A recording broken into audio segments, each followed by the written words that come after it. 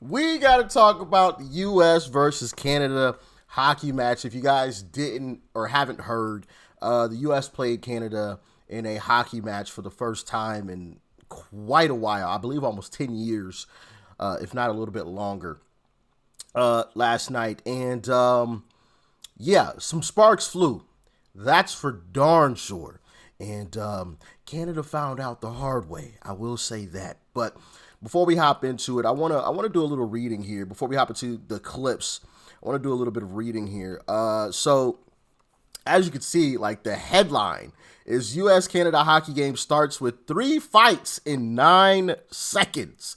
Yeah, they started off blazing. The 2025 Four Nations Face-Off tournament in Montreal featured some bad blood between Canadians and Americans, though it wasn't clear how much of it was theater. The 2025 Four Nations Face-Off in Montreal on Saturday pitted the United States against Canada in an elite hockey matchup that kicked off with 3 fights among rivals on each side in the first 9 seconds. That is insane. 3 fights in the first 9 seconds of this match right here. 3 of them things. Just, I mean, fists flying, and you can see one of the images here. Obviously, I'm not going to show you guys the fighting for obvious reasons, okay? YouTube definitely would not like that too much. Me showing a bunch of fighting on the platform, but so here, let me fix that. There we go. Just after the puck dropped in 2 seconds into the game, Matthew, I don't know how to pronounce that last name, of the U.S. squad and Brandon Hagel of Team Canada dropped their gloves and went at it. Broadcast video of the game showed. Then Brady T, brother of Matthew, and Canada's Sam Bennett, a forward who plays for the Florida Panthers, went at it. Finally, New York Rangers forward JT Miller and Colton Parayko, hopefully I'm pronouncing that right, a Canadian who's an alternate captain for the St. Louis Blues, exchanged not so pleasantries. Yeah, I mean they went at it, man.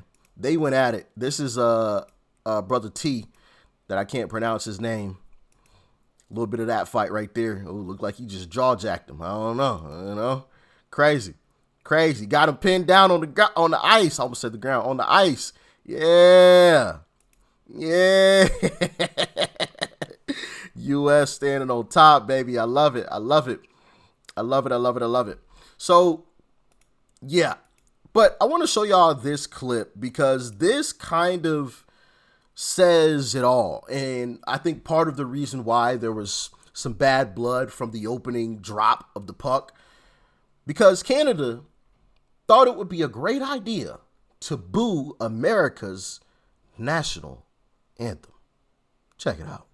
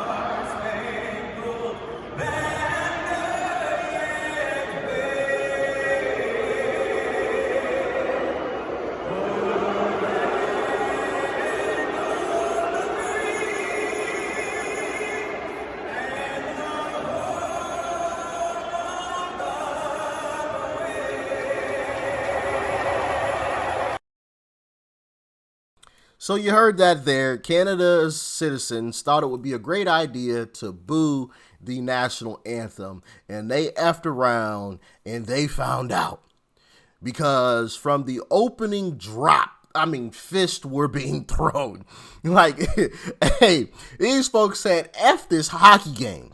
Y'all just displayed the utmost disrespect, and we will not be tolerating it. And actually, this photo kind of displays how the match ended, and it's this.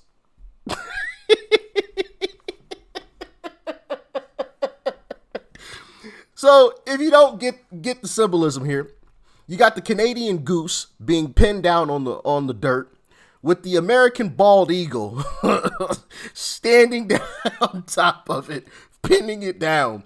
We won 3-1 in the match, so that's why you see the 3 on the chest of the bald eagle and a 1 on the Canadian goose.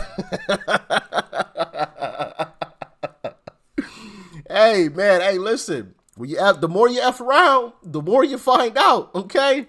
The more you find out.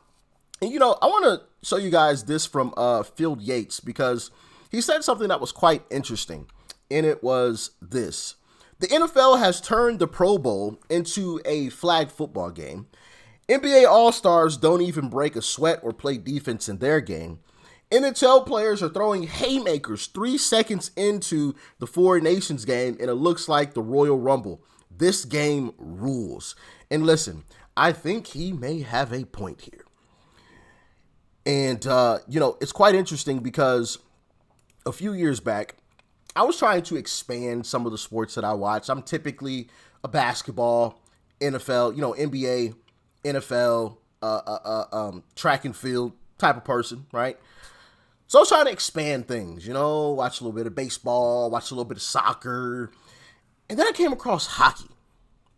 And I was like, oh, I actually like this.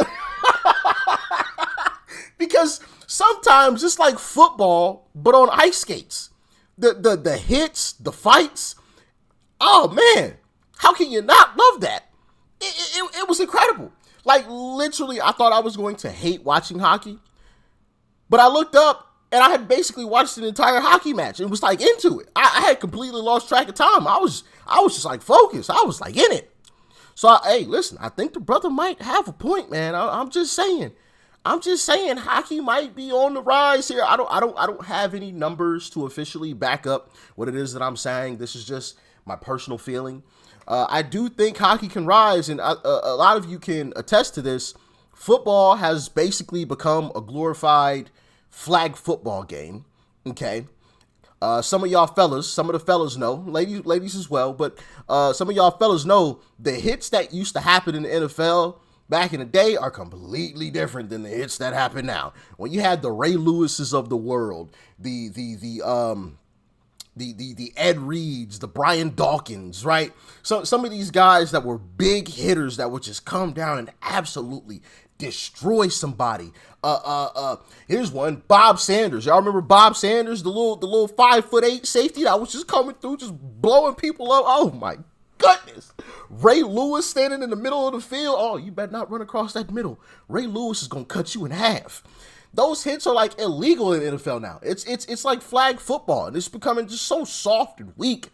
You know, you got the NBA where guys are sitting, not even playing, and the All-Star game, they don't even try. Like, it's just like no defense. Everybody, it's just a glorified practice, right, for the NBA All-Star game.